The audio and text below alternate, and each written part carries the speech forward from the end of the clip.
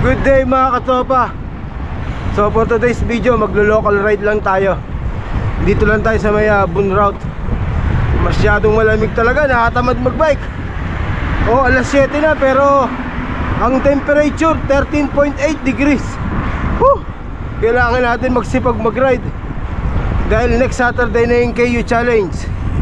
Alright, kulang pa tayo sa karga.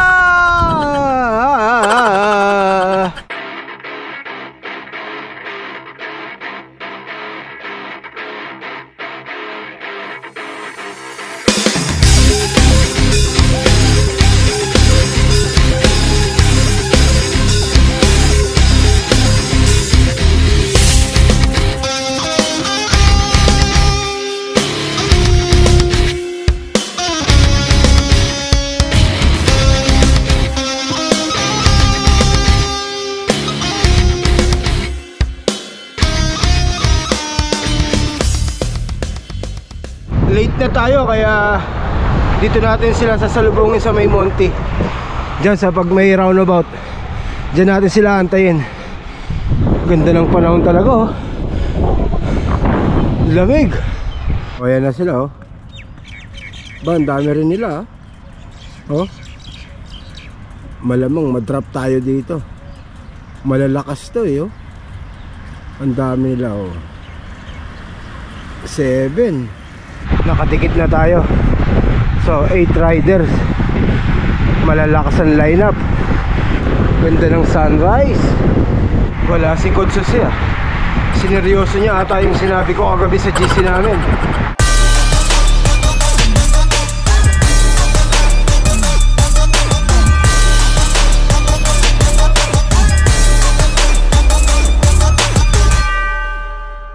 Nandyan na si Coach Jose sa likod. So yung sinabi natin kagabi sa GC, hindi na natin seseryosohin yun. Baka madali. Next time na lang.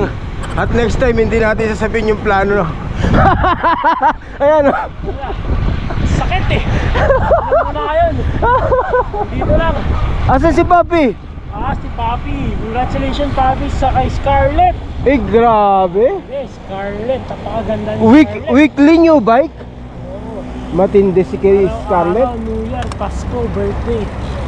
Matinding celebration to sa 4S owner. I miss you guys. Papi, where are you, Papi? What is this?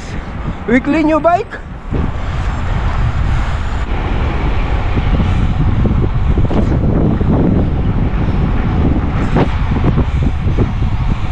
...45 kilometers. Grabe. 14 degrees ang temperature.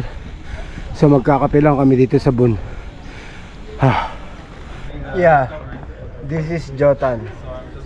Yeah, remember him? Remember me? Sa yung kasama ko nung na-aksidente ako. Sometimes I don't want to talk these kids. Boring kausap to kasi Inglesero to So magkakape lang kami. Kaya? Nag-uwian na kami. Nakakatamad talaga mag-ride. Sobra lamig.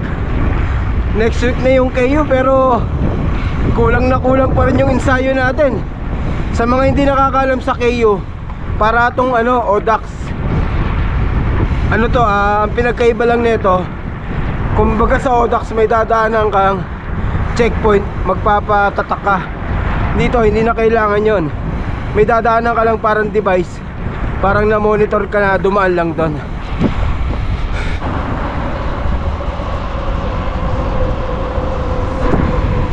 Nakakatamad kasi yung klima. Sobrang lamig sa totoo lang. Parang mas masarap pa matulog. Kaya good luck sa akin sa KU talaga. Kulang na kulang ensayo natin. Please open the gate. Thank you. Diba? Sosyal, may tagabukas. Wala stick yung plano natin na 100 kilometers. Naging 53. Nakatamad talaga. Talagang wala. Bahala na sa KU. Pinanghawakan ko na lang sa KU talaga yung lakas ng loob tsaka yung experience. Yun lang. So hanggang dito na itong video natin. Thank you for watching. See you next one. Bye-bye! Nandyan na si Ikot Susi sa likod.